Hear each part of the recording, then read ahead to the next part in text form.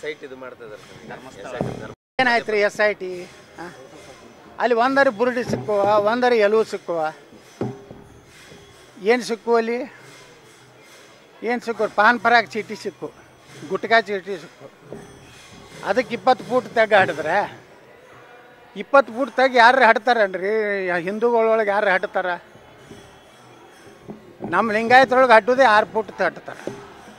20 ಫೂಟ್ದೊಳಗೆ ಅಂಥ ಅಡವಿಯಾಗ ಹೆಂಗೆ ಮುಚ್ಚಿಡ್ತಿರ್ಬೇಕು? ಪಾಪ SIT ಅಲ್ಲಿ ಮಾಡಿದ್ದೆ ಸೋನಿಯಾ ಗಾಂಧಿ, ರಾಹುಲ್ ಗಾಂಧಿ ಒತ್ತಾಯಕ್ಕೆ.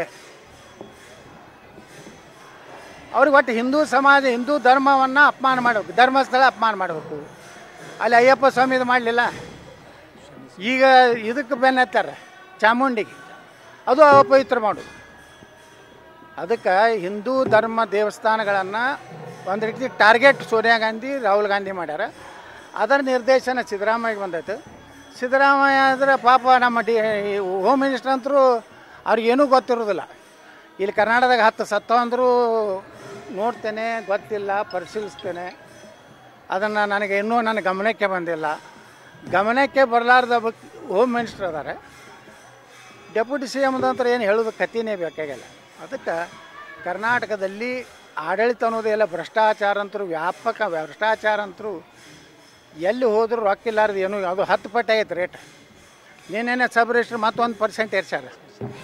ನೋಡ್ರಿ ಸರ್ಕಾರ ಎಷ್ಟು ಫ್ರಾಡ್ ಮಾಡ್ತೈತೆ ಅನ್ನೋದು ನೀನೇ ಉದಾಹರಣೆ ಹೇಳ್ತೀನಿ. 2 ದಿವಸದಿಂದ ಅದೇನು ಇದನ್ನು ನೆಟ್ ಸರ್ವರ್ನೇ ಡೌನ್ ಮಾಡಿ ಇಟ್ಬಿಟ್ಟಾರೆ. ಸರ್ವರ್ ಯಾಕಪ್ಪ ಅಂದ್ರೆ 1% ಇದ್ದಿದ್ದು 2% ಮಾಡ್ಯಾರ. ಈ ಗ್ಯಾರಂಟಿ ಕೊಟ್ಟು 65,000 ಕೊಟ್ಟಿದ್ದೆ, ನಮ್ಮ ಯಾಕೆ ಒಪ್ಪಿಗೆ ಹಾಕ್ಯಾರಲ್ಲ. ಹಿಂಗೆ ರೊಕ್ಕ ತೆಗೆದು ಇಲ್ಲಿ ರೊಕ್ಕ ತೆಗೆದು ಇಲ್ಲೇ ಹಾಕ್ಲಕತ್ತ. ಅದಕ್ಕೆ ಏನಾಗಿತ್ತು ಕರ್ನಾಟಕದಾಗ 2 ದಿವಸ ಸರ್ವರ್ ಬಂದ್ ಮಾಡ್ತಾರೆ. ಒಂದು ಸರ್ಕಾರನೇ ಬಂದ್ ಮಾಡ್ತದೆ.